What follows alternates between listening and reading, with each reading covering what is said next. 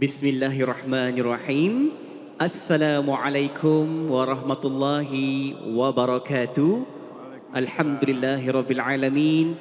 Wassalatu wassalamu ala asyrafil anbiya'i wal mursalin wa ala alihi wa sahbihi ajma'in. Allahumma salli ala sayyidina Muhammad wa ala alihi wa sahbihi wa barik wassalim.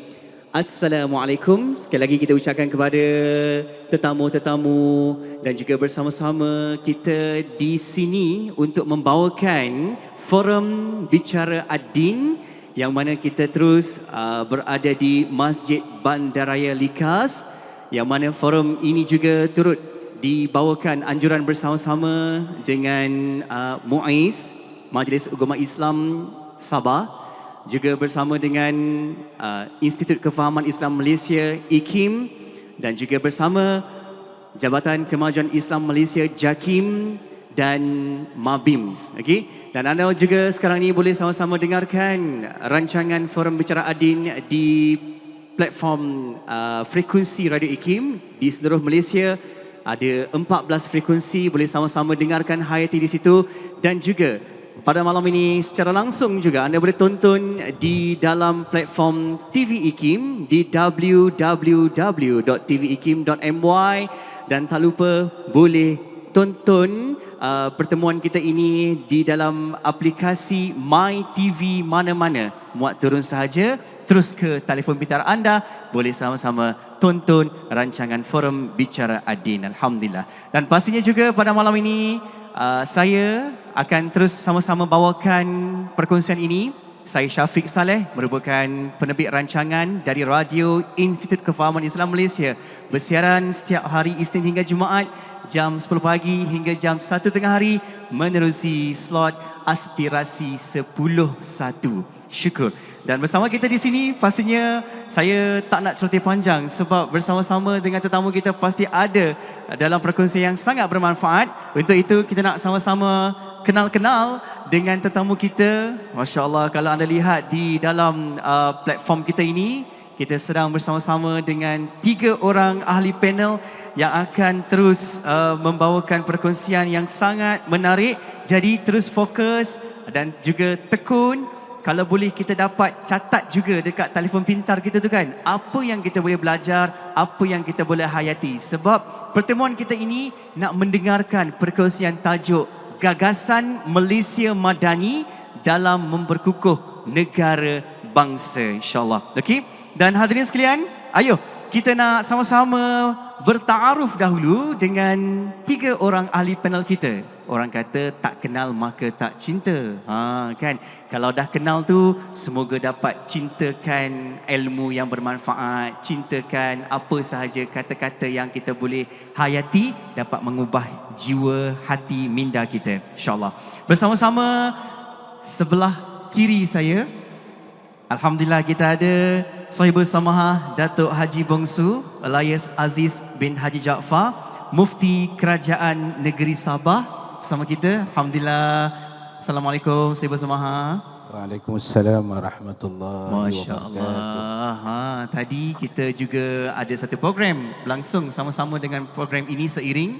Saya tengok Sahibul Samahah dari jauh. Hari ini dapat rezeki duduk bersama-sama dengan Sahibul Samahah. InsyaAllah moga baik-baik dalam pertemuan ini. Dan mungkin sedikit saya ingin bawakan latar belakang Sahibul Samahah. Beliau mendapat pengajian di Syahadah Ibtidaiyah Madrasah Al-Quran Wad-Din Kampung Melayu di Johor Bahru. Oh, pernah duduk Johor Bahru ni? Kat Johor. Masya Allah.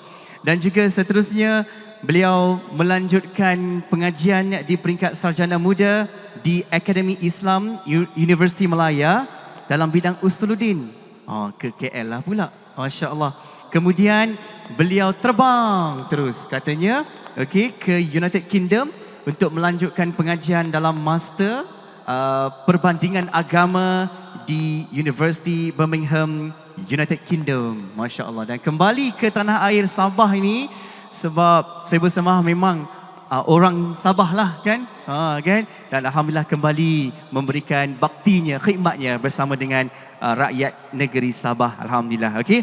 Dan kita nak ke ahli panel yang kedua. kita nak memperkenalkan iaitu yang berbahagia Profesor Datuk Dr. Muhammad Nur Manuti. Beliau merupakan pengurusi Institut Kefahaman Islam Malaysia IKIM. Assalamualaikum. Alhamdulillah Datuk. Assalamualaikum warahmatullahi wabarakatuh. Kan dari IKIM sampai dekat sini kita nak sama-sama teruskan lagi katanya kan dalam pertemuan ini. Baik. Yang berbahagia Profesor Datuk Dr. Muhammad Nur Manuti. Beliau memiliki PhD dalam bidang pemikiran Islam dan perbandingan agama di University Temple di USA. Alhamdulillah hari ini banyak lagi yang kita nak dapatkan dari beliau. Okey. Dan ahli panel yang ketiga, Masya Allah. Ini dia, kita sedang nak memperkenalkan kepada anda iaitu Dr. Adhian Husaini. Beliau merupakan Ketua Dewan Dakwah Islamiyah Indonesia. Masya Allah, Doktor sampai di sini dan mungkin sedikit latar belakang beliau mendapat pendidikan di Malaysia. Wah, Masya Allah, di dalam Universiti Islam Antarabangsa Malaysia UIAM dalam bidang peradaban dan juga tamadun Islam. Masya Allah. Nak ucapkan selamat datang, ahlan wa sahlan wa marhaban bikum kepada ketiga-tiga ahli panel kita. Baik, kita nak teruskan untuk buka sesi bincang-bincang bicara kita. Kalau sebut tentang gagasan Malaysia Madani dalam memperkukuh negara bangsa, kita nak bersama-sama dahulu dengan Sahibul Sama Datuk Mufti Sabah. Kalau cakap tentang gagasan Malaysia Madani dari sudut konteks Sabah itu sendiri, apa yang Datuk boleh maklumkan, kabarkan kepada kita semua? Saya terbayang bila cakap tentang Sabah ni dekat dengan perkataan subuh. Subuh. Kan? Kalau tengok pula dekat Malaysia ni, Sabah ni lah yang merupakan negeri paling awal sekali menerima waktu subuhnya tu. Masya Allah. Jadi Datuk, bagaimana yang boleh diungkapkan sebagai gagasan Malaysia Madani khususnya di Sabah ini? Silakan. Baik, terima kasih.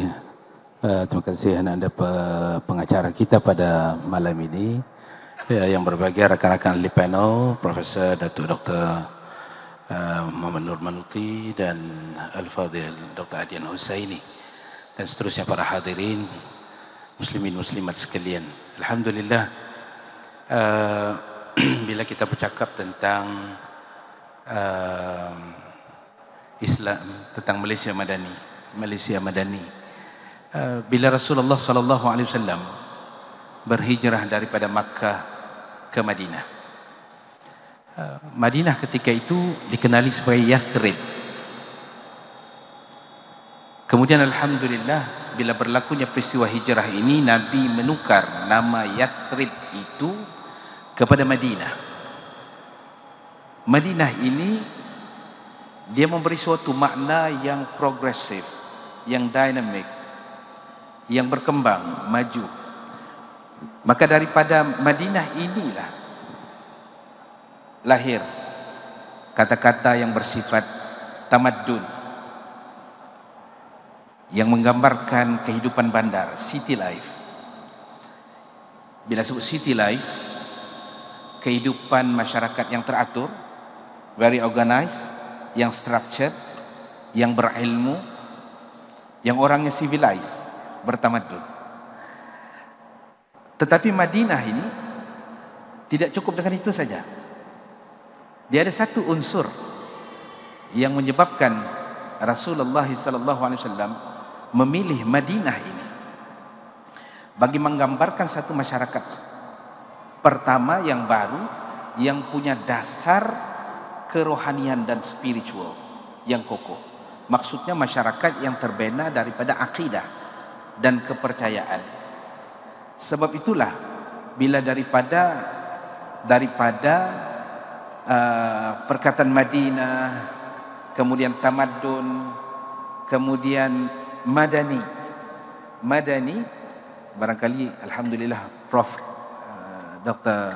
Datuk Muhammad Nur akan hurai panjang, tapi sebagai mukaddimah ya, dia menggambarkan satu masyarakat yang sekurang-kurangnya ada 4 huruf yang perlu kita ingat.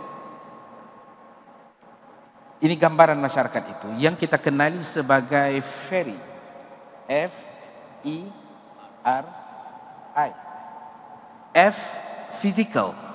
Punya kekuatan physical, jasmani, benda-benda yang bersifat physical, pembangunan infrastruktur, kemajuan. kebendaan. I, masyarakat yang punya emosi yang kuat, yang cekal, yang kokoh, yang tidak mampu dilunturkan oleh cabaran-cabaran, punya sikap yang amat keras dan bagus. Kemudian R, rohani. Rohani, ini yang kita sebut tadi akidah. Dan I, intelektual. So perkara ini bila dibawa dalam konteks kita di Sabah ini, anak-anak moderator, alhamdulillah saya fikir ini yang ciri-ciri yang kita maukan. Buktinya, alhamdulillah, dulu Sabah ini bila kita merdeka tahun 1963, membentuk Malaysia bersama Sarawak, Tanah Melayu, Singapura ketika itu, tahun 63, kita cuma sekitar 30% Muslim. 30% Muslim.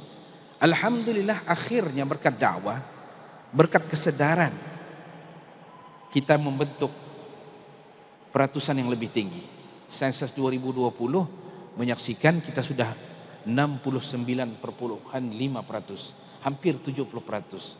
Kalau kita tengok ini, maka kita mendapati bahawasanya usaha ini bukan usaha yang sekelip mata, panjang dan berliku.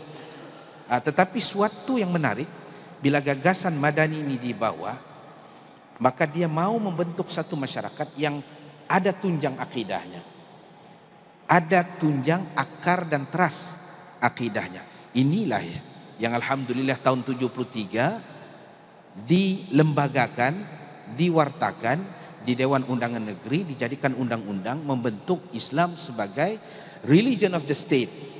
Ini yang menjadi kebanggaan kita orang-orang Sabah nih. Dulu kita kosong, tidak ada nih. Alhamdulillah tahun 73 ada sudah. Islam sebagai agama negeri. Ini satu anjakan paradigm yang cukup besar. Hasil daripada dakwah berterusan dan bagaimana dakwah yang kita warisi misalnya pada awal tahun 30-an 40-an dulu Mandur Sarip. Mandur Sarip ini menggunakan kaedah-kaedah dakwah yang simple. Silat dengan berobat. Dua itu saja. Tapi akhirnya Masya Allah hari ini orang Kundasang lebih 50% Muslim. Ya, betul. Jadi bagi menggambarkan, kalau kita sebut cerita Malaysia Madani ini yang kita tunggu-tunggu. Supaya pengisiannya itu tadi memang ada dasar yang kokoh, yang kuat, di mana akidah itu menjadi tunjang. Kemudian barulah cara hidup yang kita sebut tadi, very, fizikalnya, emosinya, rohaninya, dan intelektualnya dapat kita mantapkan lagi. Mudah-mudahan orang Sabah ini tiada masalah. Amin, amin, insyaAllah pasti kan. Sebab bila cakap konteks membangunkan model gagasan Malaysia Madani itu pasti dapat diterima pakai oleh setiap lapisan kan, masyarakatnya, ekonominya, cara hidupnya, dan asasnya tadi yang saya bersama sebutkan tadi itu adalah lebih tepat berkaitan dengan akidah terjaga dan sentiasa nak memperkukuhkan lagi di situ. Masya Allah. Okey, dan cakap di Sabah ni lagi lah kan, pelbagai etniknya, pelbagai suku kaumnya, katanya lebih 200 etnik di Sabah kan, dengan bahasanya, dengan cara hidup mengikut agama bangsa masing-masing. Resepi lagi lah macam-macam kan. Saya ni pun masih lagi mencari-cari apa resepi yang best dekat Sabah ni kan. Mengikutlah macam-macam dia punya datang daripada kaum bangsa itu sendiri. Masya Allah. Terima kasih saya bersama. Dan kita nak teruskan untuk sesi kita ini, nak bersama-sama mendengarkan perkongsian pula dari Dr. Daripada Dr. Adian Husaini. Okey, kalau cakap tentang Dr. Adian ni, datangnya hadirnya daripada Indonesia kan Bapak? Kan sebutannya tu. Baik, bila gagasan Malaysia Madani, Doktor sendiri mengetahui dan juga dapat maklum bagaimana gagasan Madani ini, dan bila dibawakan dalam konteks negara Indonesia, Doktor, apa yang kita boleh kaitkan dalam kesefahaman ini, Doktor? Terima kasih. Tuan-tuan dan puan-puan, alhamdulillah saya boleh hadir kembali. Seingat saya ini saya kedua kali Masya datang Allah. ke sini. Di sini juga? Ya betul, dulu Oh. di UMS ya. Oh, Kita okey. kemudian Alhamdulillah. sempat singgah. Rezeki. Ya. Alhamdulillah. Istilah masyarakat madani itu di Indonesia sudah lama dikenal juga. Dulu kan sering ya, Datuk Sri Anwar Ibrahim juga sering cakap, di Indonesia juga ada beberapa cendekiawan yang bincang tentang masyarakat madani. Dan saya pikir ini kesempatan besar ya untuk kita membuktikan bahwa memang istilah masyarakat madani itu masyarakat yang ideal. Yang tadi Mufti kita menyebutkan beberapa kriteria. Saya tengok yang terpenting kalau pengalaman Indonesia adalah manusianya. Karena masyarakat madani itu bagaimanapun juga bergantung pada kualiti dari manusia itu kan. Dan kualiti manusia itu adalah bergantung pada pendidikannya. Alhamdulillah dalam 25 tahun terakhir di Indonesia itu ada kebangkitan. Ada kebangkitan pendidikan Islam. Dulu tahun 80-an orang-orang kaya, orang-orang pandai di Indonesia itu malu kalau bersekolah di sekolah-sekolah agama. Ya, di pondok-pondok pesantren. Sekarang ini ada kebangkitan yang luar biasa di mana sekolah-sekolah Islam, pondok-pondok pesantren, university ya, itu bertambah dengan sangat cepat. Di Indonesia dalam 1 tahun terakhir ini pondok pesantren itu setiap hari bertambah 7 pondok pesantren. 7 pondok pesantren yang tercatat di Kementerian Agama setiap hari. Ya, jadi tahun 2022 ada 36.000, sekarang ini sudah 39.000 dalam 1 tahun ini. Dan umat Islam sangat bersemangat ya, ingin anak-anaknya itu menjadi anak-anak yang baik. Hanya problem ya, saya tengok juga sama dengan di Malaysia ini adalah ketika mereka di peringkat university. Macam mana sebetulnya manusia ideal ya, yang pernah dididik oleh Rasulullah SAW sebagai khairun nas qarni, sebaik-baik manusia itu zamanku. Nah, melahirkan manusia yang sebaik-baiknya itu tentu kan Rasulullah SAW sudah memberikan contoh, ya, memberikan model. Ya, dalam tradisi pendidikan kita oleh Khalifah Umar bin Khattab radhiyallahu anhu disebut sebagai ta'addabu tsumma ta'allamu. Ya, bagaimana melahirkan manusia yang berakhlak dan berilmu. 2 itu yang paling penting, berakhlakul karimah, berilmu yang tinggi. Karena Rasulullah memang diutus untuk bu'ithul utamimah makarimal akhlak. Nah, ini yang di alam Melayu ya, di Indonesia maupun di tempat lain ya, ini kurang kita. Ya, kita kalah di sini. Terus terang saja fairly gitu ya. Kita kalah di, saya dapat berita dari seorang profesor di Indonesia ketika dia berkunjung ke Korea misalnya, itu teman dia profesor di Korea itu mengajar kepada mahasiswanya, pada pelajarnya itu begini, kalian jangan malas seperti orang Jepang. Jadi kenapa Korea Selatan tuh kemudian boleh melampaui Jepang dalam banyak hal sekarang ini? Salah satu key factornya, kata yang penting itu adalah dia tidak malas. Dan standar malasnya itu Jepang.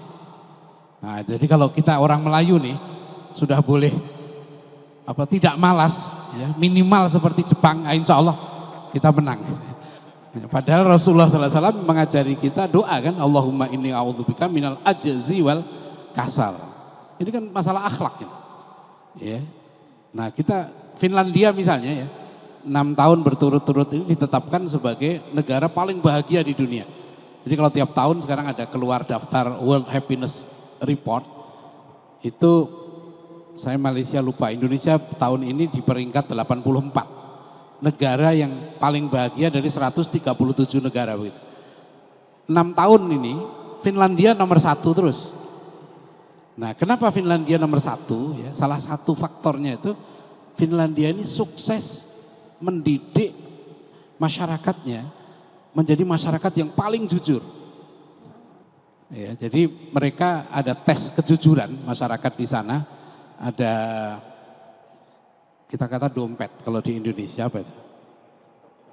dompet ya, Malaysia dompet juga ya. Ada 14 dompet diisi, ada namanya ya. Kemudian disebarkan di beberapa tempat umum, tempat di Finlandia itu. Yang kembali ke pemiliknya itu ada 12. Nah, saya tidak tahu kalau di Malaysia ini misalnya ada dompet diisi berapa 1.000 ringgit lah gitu ya, taruh.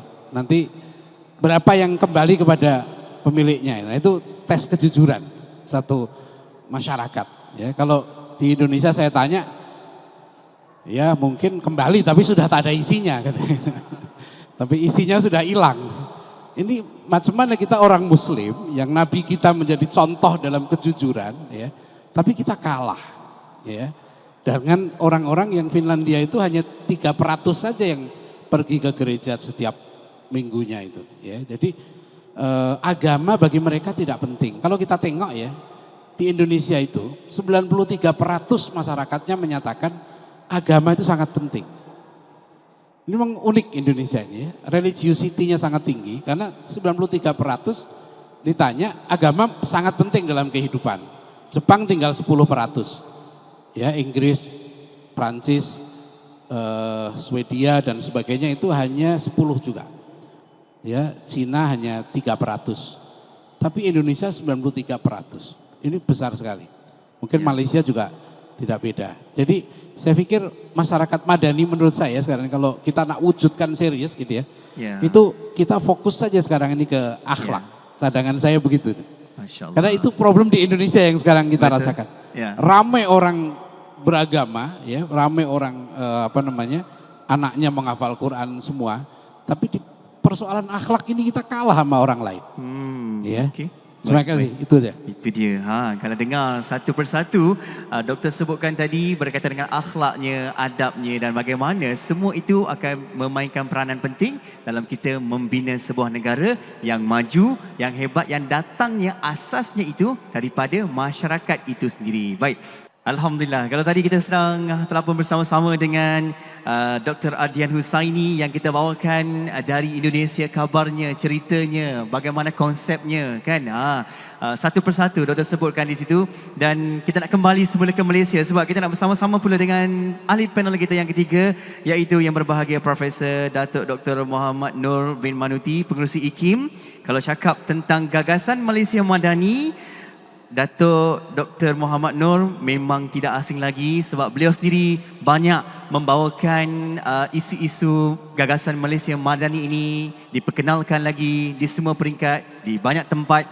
Dan apa yang kita boleh berikan sebagai satu pendahuluan kepada orang-orang Sabah di sini? Wah, cakap Sabah sudah. Bagaimana Datuk yang kita boleh berikan sedikit mukadimah tentang gagasan Malaysia Madani? Silakan Datuk.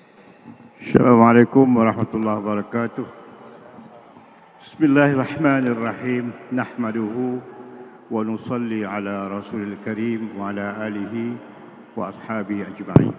Yang saya muliakan saudara pengurusi acara, yang saya muliakan sahabat-sahabat Sahibus Samahah Datuk Mufti Sabah, yang saya muliakan sahabat saya saudara Dr. Ardian Husaini, seterusnya dev-dev kehormat muslimin dan muslimat yang dirahmati Allah sekalian. Alhamdulillah, sebagai mukaddimah kepada soalan tadi, bahawa gagasan Madani di Malaysia ini telah dimulakan oleh Datuk Seri Anwar Ibrahim, Perdana Menteri yang ke-10. Dalam konteks sejarahnya, apabila beliau berada dalam gerakan ABIM, gerakan dakwah, dan beliau telah pun menggagaskan konsep Madani ini, dan pada faham saya beliau telah dipengaruhi dengan dekat oleh rakan-rakan yang sebaya dengannya dari kelompok Himpunan Mahasiswa Islam Indonesia HMI, antaranya ialah almarhum Dr. Nur Khalis Majid, kemudian Bapa Endang Saifuddin, Amin Rais, bekas calon Presiden Indonesia, Ketua Muhammadiyah, dan ramai lagi. Jadi tahun 1995 telah diadakan satu festival Istiqlal di Masjid Istiqlal Jakarta, dan di situ telah diungkapkan oleh beliau tentang kepentingan untuk kita memahami dan menghayati masyarakat madani demi kelestarian hidup masyarakat Islam dalam menghadapi pertembungan tamadun. Jadi dalam konteks Malaysia, saya masih ingat bahawa pada tahun 1996,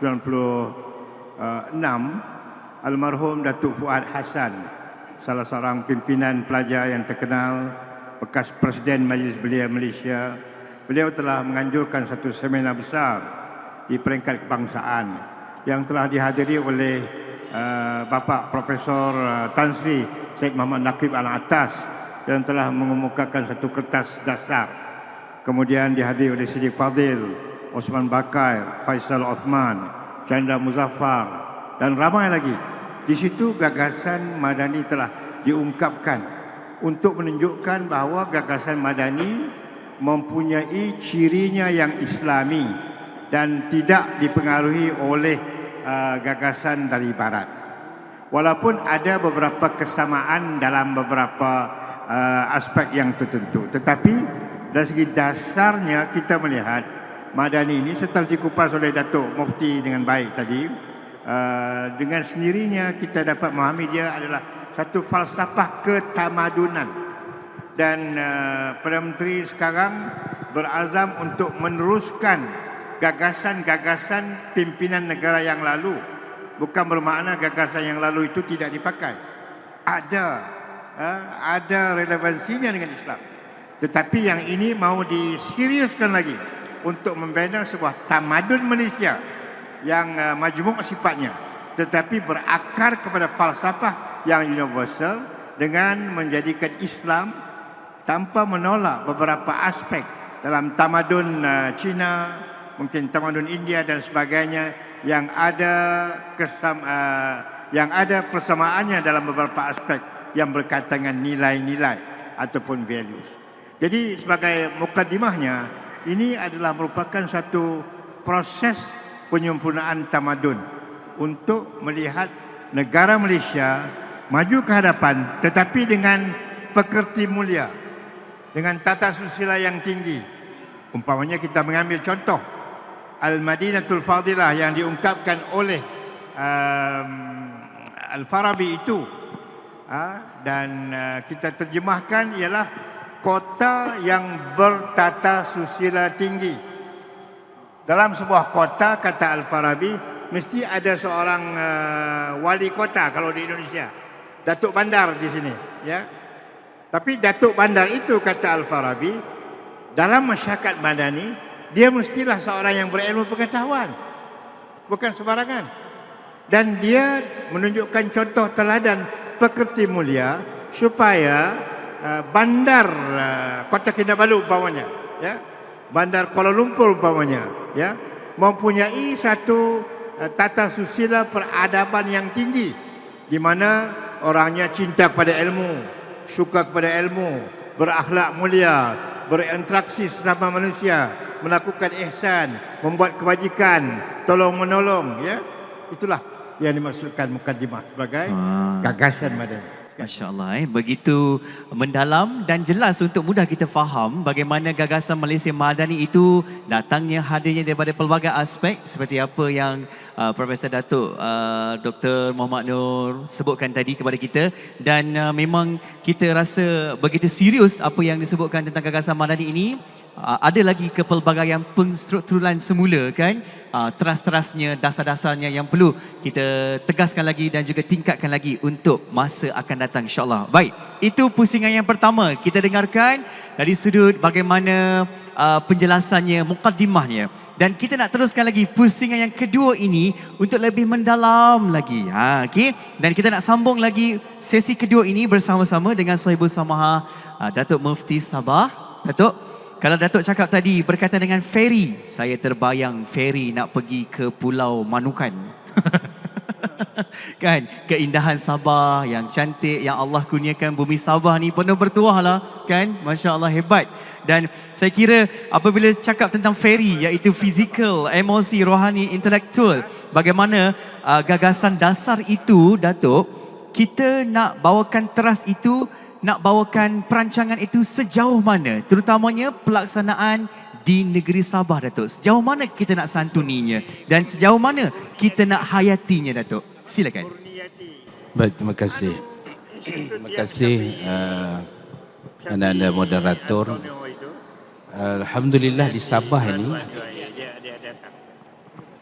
Sabah ini macam yang kita sedia maklum, kita ada yang berdaftar. Kita ada 33 suku etnik, ada 50 bahasa dan 80 dialek. 80 dialek. Itu belum masuk lagi yang hybrid, Prof. Dato'. Ada yang hybrid juga, yang lahir daripada percampuran antara suku ini. Kita ada etnik yang dipanggil Sino. Kalau Kadazan kawin dengan Cina, dia panggil Sino Kadazan. Itu yang berdaftar. Yang tidak berdaftar pun ada. Misalnya kalau orang Bajau kawin dengan orang dusun, Bajau dengan dusun, dia jadi, kawan saya bilang itu badus, tapi itu tidak berdaftar, jangan pula dicatatkan, marah JPN. Iya, cakap-cakap orang Sabah. Yang ini biasa. Jadi rupa-rupanya dalam konsep Malaysia Madani ini, kita ada dua nilai teras yang mungkin boleh kita bincangkan yang ada kaitan dengan suasana Sabah. Yang pertama, nilai teras kemampanan. Jadi kemampanan ini antara yang disebutkan di situ ialah mutu hidup seimbang berdasarkan citra Malaysia yang unik. Dan memang kita unik. Islam yang kita kembangkan di sini berdasarkan citra Malaysia. Kalau Sabah berdasarkan citra Sabah. Citra Sabah. Islam tetap dasarnya, tetapi pendekatannya.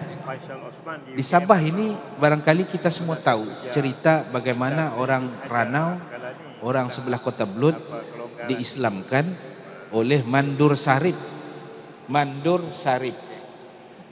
Dia orang biasa-biasa saja, mandur di sebuah estate Lobau, tapi alhamdulillah berkat pendekatannya yang bersifat citra yang unik tadi, yaitu melalui seni silat dan rawatan perubatan, maka alhamdulillah dakwahnya berkesan. Dakwahnya berkesan. Jadi dalam teras Madani ini sebenarnya orang Sabah sudah biasa saling menghormati, saling mengiktiraf antara satu sama lain, dan malah hidup bersama. Hidup bersama, satu keluarga. Satu keluarga. Ini sudah biasa begitu. Kan? Jadi maknanya nilai yang mau diterapkan dalam Malaysia Madani, ya, nilai saling hormat menghormati, kan, dan seumpamanya, itu sudah pun diamalkan.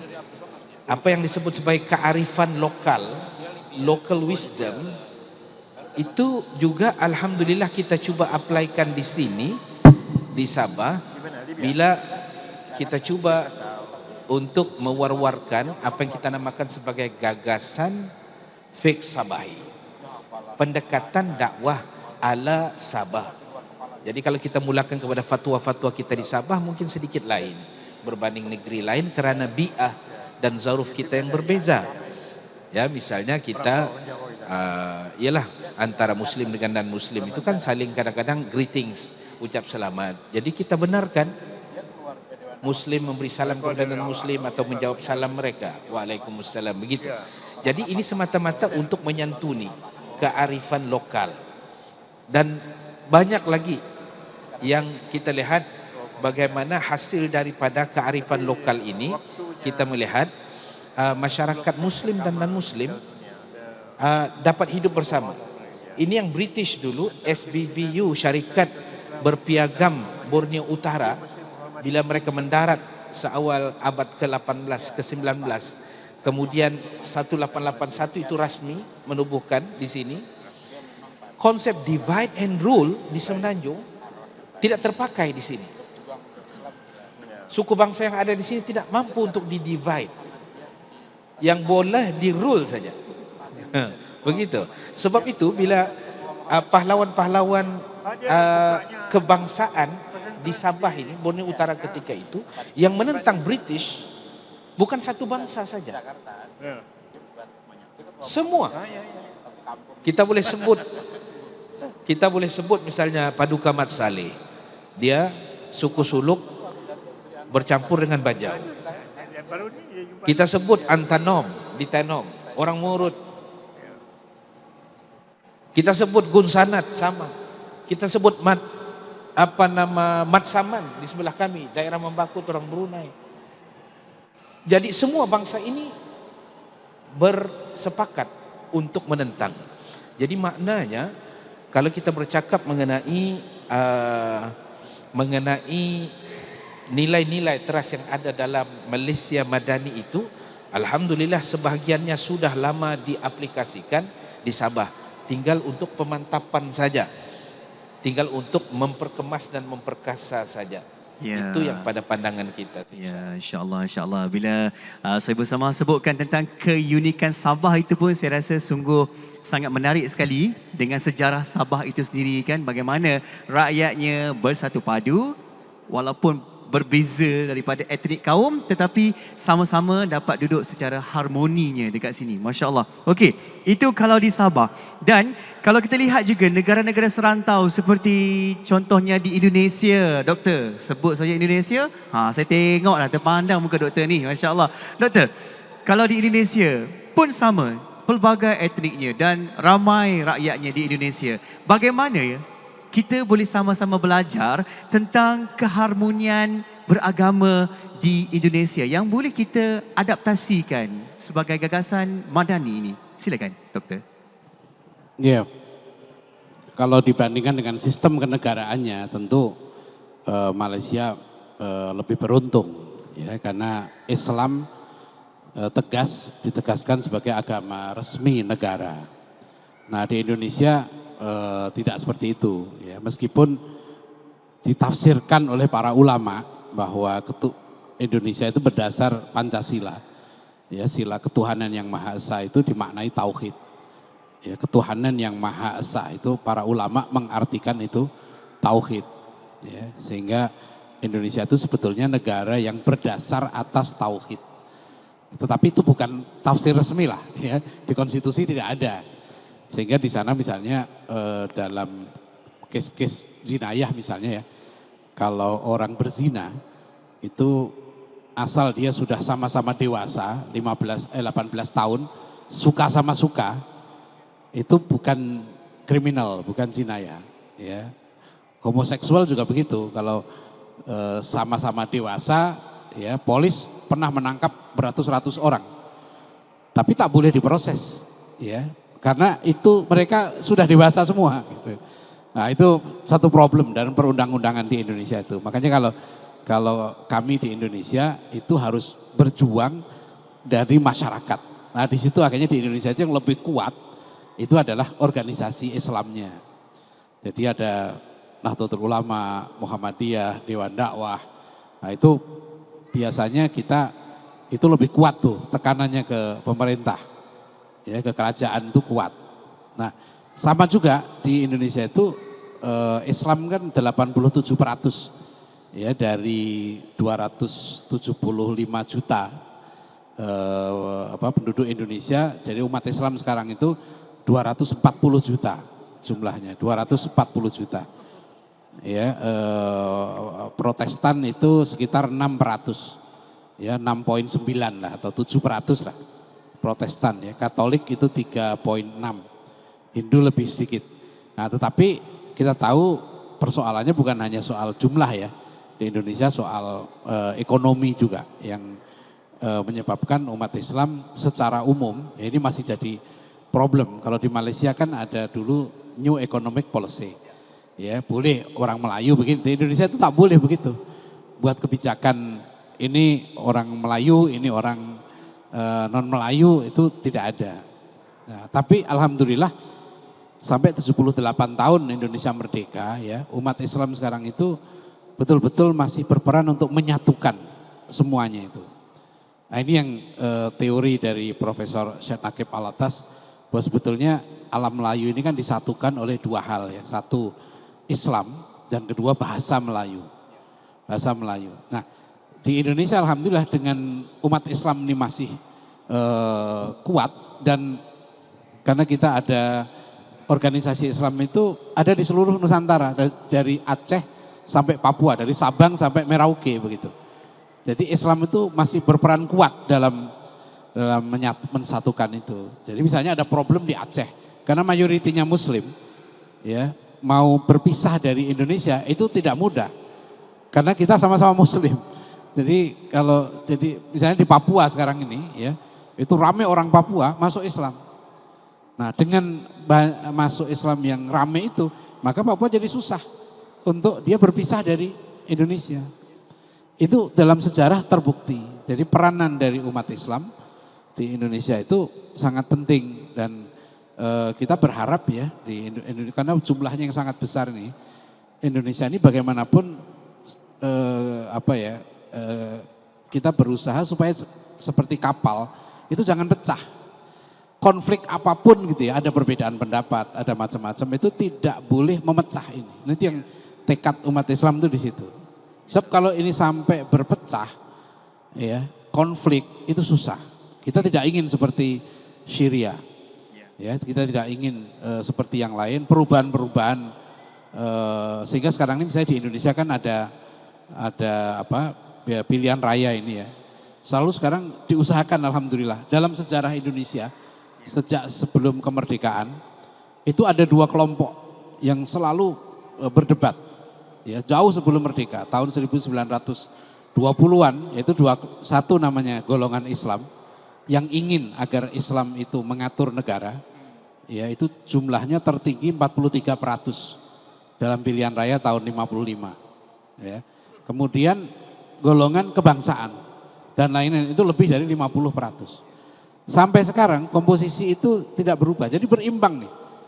Ada setengah golongan di Indonesia yang ingin negara diatur oleh agama, ada setengahnya juga yang belum mau itu.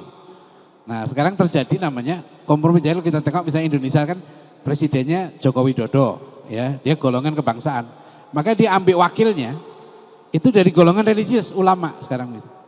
Itu berlaku juga di provinsi, misalnya Jawa Tengah, Jawa Timur, ya.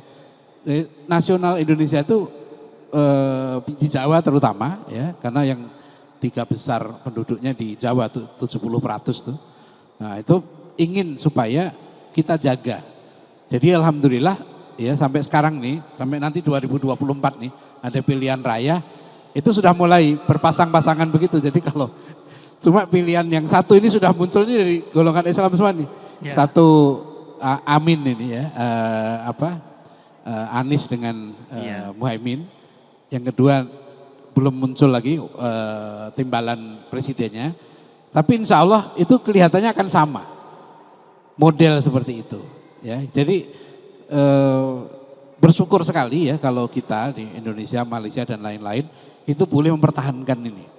Ya, apapun problemnya, ya, perbedaannya tidak boleh begaduh lah gitu ya, tidak, apalagi sampai berpecah. Itu mahal sekali ya, persatuan dan keharmonisan ini harus dipertahankan. Dan umat Islam menurut saya supaya bisa menjadi bertahan, umat Islamnya harus kuat. Bersatu itu tidak mungkin semuanya lemah. Ya, kalau boleh bersatu berarti harus ada yang kuat. Ya, itu yang mudah-mudahan. Jadi kalau misalnya di Malaysia ini mau kuat jadi contoh, ya harus bersatu, gitu kan. Ini kalau boleh bersatu, insya Allah dia jadi model. Ya.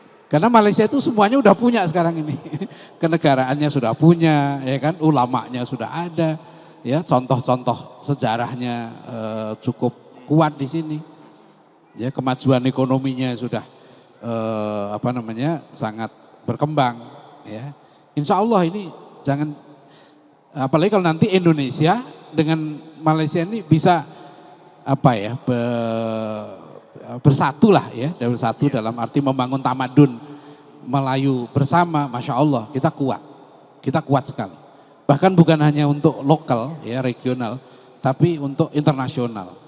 Ya, tamadun Melayu ini boleh menjadi contoh di dunia. Tadi di seminar, tadi saya katakan model di sini penyebaran Islamnya damai, masyarakatnya damai. Ini boleh menjadi model universal.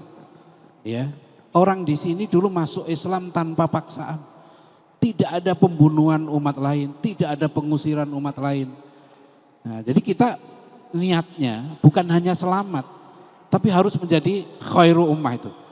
Itu yang maksud saya, Malay Islamic Civilization, ya tamadun Melayu Islam ini harus bekerja sama untuk, apalagi sekarang sudah era zaman ini media sosial ya, sudah lintas negara itu begitu mudah informasi itu.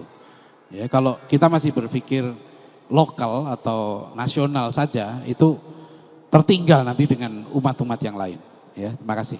Baik, itu dia. Saya tertarik dengan kata-kata Dr. Ardian sebentar tadi, bagaimana kita jangan berpecah. Kalau dalam satu kapal tu kekal bersama-sama dan ikutlah laluan nakhodanya kan Datuk, Doktor, supaya kita dapat faham bagaimana laluan corak Islam itu akan kekal sampai bila-bila menjadi khairul ummah yang akan terus memimpin dan juga membimbing kita. Masya Allah. Baik, kita nak teruskan untuk mendalami lagi bagaimana gagasan Madani itu, Malaysia Madani itu. Kalau kita lihat yang berbahagia Profesor Datuk Dr. Muhammad Noor, beliau memang merupakan seorang pemerhati yang mahir. Datuk, kalau cakap tentang Malaysia Madani, apa yang perlu kita hayati segera? Golongan lapisan masyarakat, orang tua, orang muda, kanak-kanak, adik-adik kita, para pelajar, apa yang perlu dihayati segera Malaysia Madani? Silakan Datuk. Ya, kalau saya faham daripada soalan saudara pengurusi acara bahawa dalam masyarakat Madani ini salah satu antara dasar ataupun nilai yang besar ialah melaksanakan konsep ihsan seperti mana yang dianjurkan oleh Islam, di mana dalam konteks Islam kita mempunyai apa yang disebut al-ihsan an ta'budallah ka'annaka tarahu fa in lam takun tarahu fa innahu yarak. Ihsan itu kalau kita ambil dalam konteks ibadah, seolah-olah kita nampak Allah yang kita sembah walaupun kita tak nampak. Tetapi ihsan itu luas sekali maknanya. Dan di sini kita kena lakukan keadilan untuk semua. Salah satu prinsip lagi dalam masyarakat Madani itu ialah keadilan untuk semua tanpa mengira bangsa, suku, kaum dan agama. Kerana ini adalah merupakan tuntutan dalam Islam. I'dilu huwa aqrabu littaqwa. Hendaklah kamu bersikap adil dan itulah yang terhampir dengan ketakwaan. Dan Allah meminta dengan terus terang supaya kita jangan benci kepada sesuatu kaum kerana itu kita tidak melakukan keadilan. Oleh demikian semua golongan, orang tua, orang kurang upaya, kanak-kanak, remaja, orang yang bukan beragama Islam, sama ada penganut Kristian, Hindu, Buddha, Sikh, hatta Bahai pun kita jangan melakukan diskriminasi. Sebab kita tahu satu antara hadis Rasulullah yang menarik, la fadla arabiyyun ala ajami illa bittaqwa. Tidak ada kelebihan orang Arab ke atas orang ajam melainkan dengan ketakwaan. Ada juga kupasan daripada Said Hawa yang menyebut bahawa Rasulullah bersabda, an-nasu sawasiyatun ka'asnanil musht. Manusia itu sawasiyah, sama rata, seperti rapinya tersusun gigi sikat. Ungkapannya, rapinya tersusun gigi-gigi sikat. Ka'asnanil musht. Jadi kerana itu dalam konteks Malaysia, kita kena menunjukkan teladan yang baik. Orang Islam dulu kena tunjukkan teladan.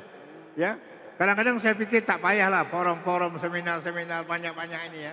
Kalau orang Islam semua di Malaysia boleh menghayati Islam seperti mana yang diminta kita mencontohi Rasulullah sallallahu alaihi wasallam bersama dengan Maulid ini, saya yakin bahawa akan ramai yang akan memasuki agama Islam seperti mana yang telah berlaku pada zaman Rasulullah dahulu. Jadi disitulah saya rasa bahawa keindahannya agama Islam ini, yang penting tunjukkan perbuatan bukan perkataan. Itu dia, jelas sekali kita tunjuklah akhlak Islam itu, adab Islam itu supaya image Islam itu akan sentiasa terbina dan duduk bersama-sama seisi masyarakat kita. Kalau orang bukan Islam pun tengok akan rasa tenang kan, mudah untuk berurusan dengan kita. Masya Allah. Baik, selesai untuk sesi yang kedua dan kita nak ke sesi yang ketiga dan pastinya kita pun tak panjang masanya Datuk, sebab kalau nak sambung lagi ni saya teringin nanti kita pergi kat Indonesia pula kan. Kita pergi kampung Dr. Adian pula nanti kan. Kita buat forum di sana pula kan. Siapa tahu boleh kita sama-sama belajar sesuatu, ambil lagi ilmu di sana kan, untuk kita fahamkan bagaimana gagasan madani, negara madani itu dapat kita bina walau di mana saja kita berada. Seperti berbalik dengan kata-kata Sahibu Samah di awal tadi, berkaitan dengan sebuah tamadun kan, yang adanya undang-undang Islam, cara pengurusan Islam, ekonomi Islam yang sama-sama kita nak perhebatkan. Baik, sebagai penutup kita nak bawakan sedikit kata-kata daripada Sahibu Samah Datuk.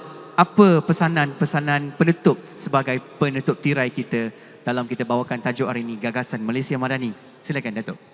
Baik, terima kasih sekali lagi anda moderator kita.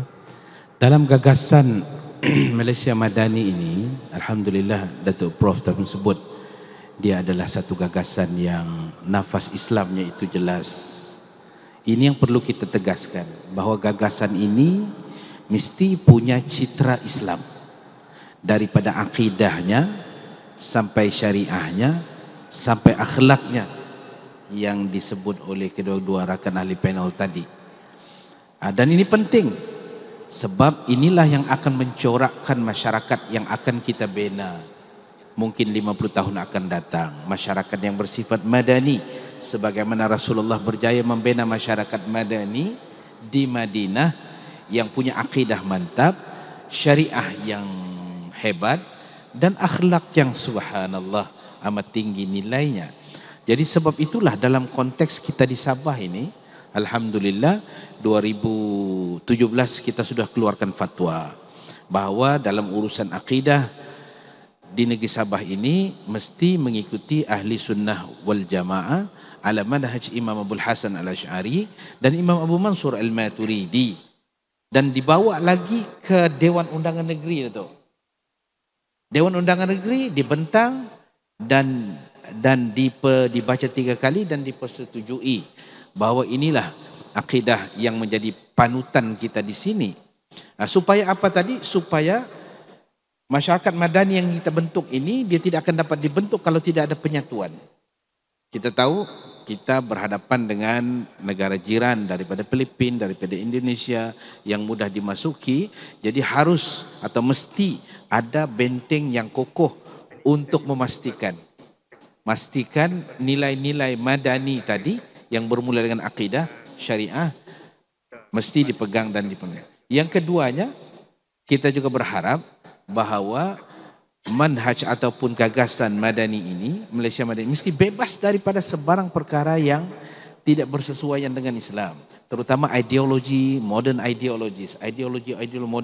yang masuk menyerap dalam pemikiran anak bangsa kita seperti pluralism, liberalism dan lain-lain ism lagi lah. Jadi barangkali itulah dua anda secara ringkas pesanan kita yang boleh kita kongsi, mudah-mudahan ada manfaat. Masya Allah, walaupun ringkas tapi tepat dan padat mesejnya kan.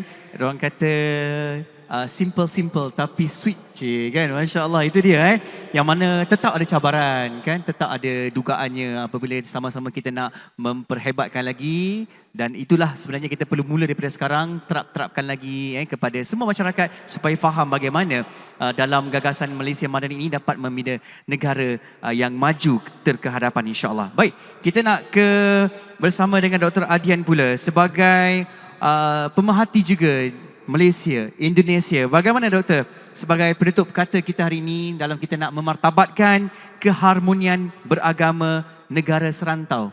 Doktor, silakan. Baik, terima kasih. Tadi sebetulnya kita ini perlu contoh model. Kalau saya dengar dari penjelasan mufti kita, Masya Allah ya, mudah-mudahan Sabah ini bisa menjadi contoh dari penerapan masyarakat madani tadi. Ya, tentu ini harus mulai dari pendidikannya, pendidikan yang terbaik ya, kemudian terutama nanti sampai ke university. So problemnya kita ini adalah kita belum mampu menurut saya ya di Indonesia itu melahirkan model konsep pembangunan yang Islami itu macam mana.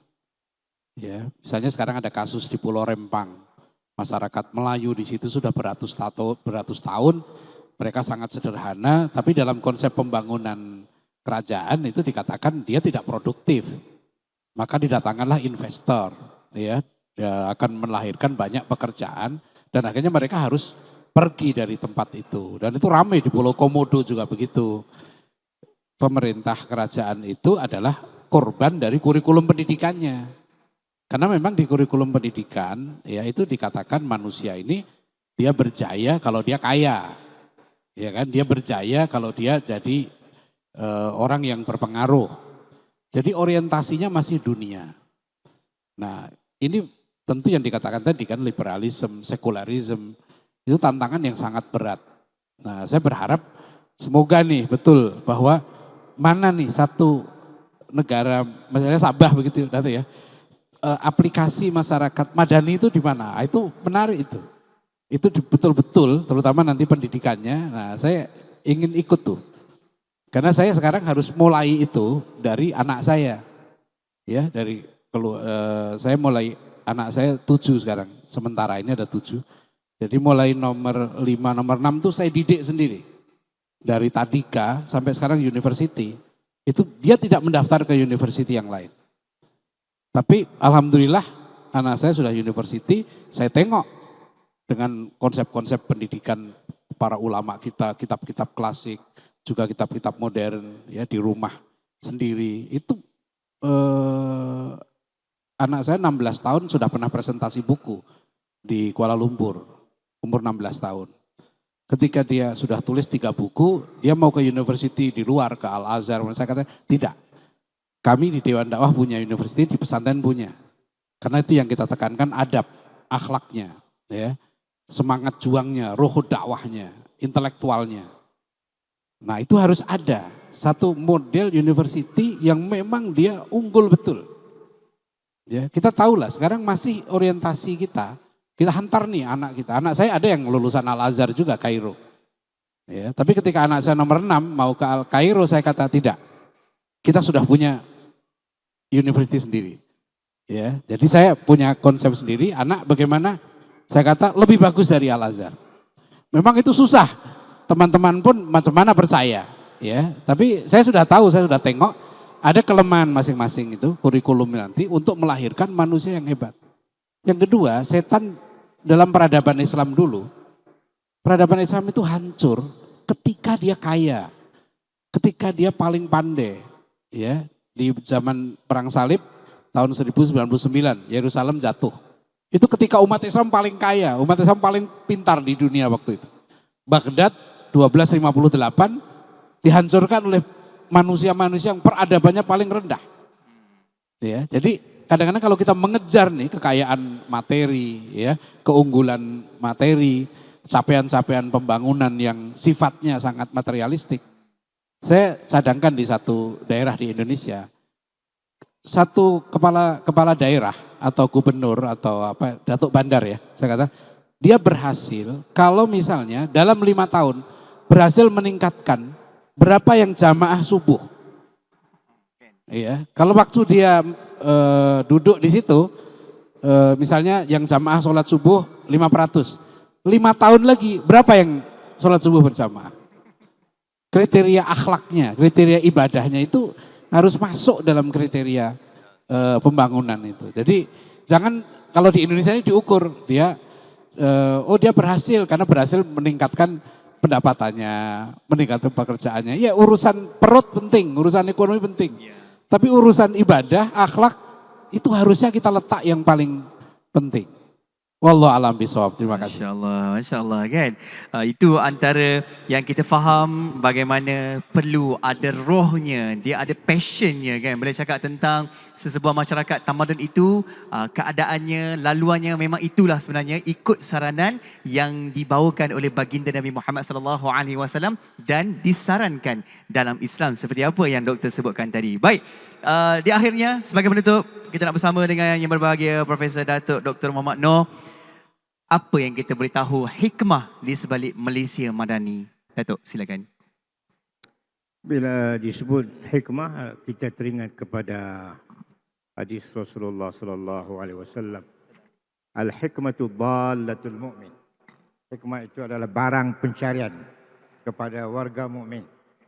Mana maknanya hikmah itu adalah satu wisdom yang merupakan juga cabang keilmuan yang tinggi.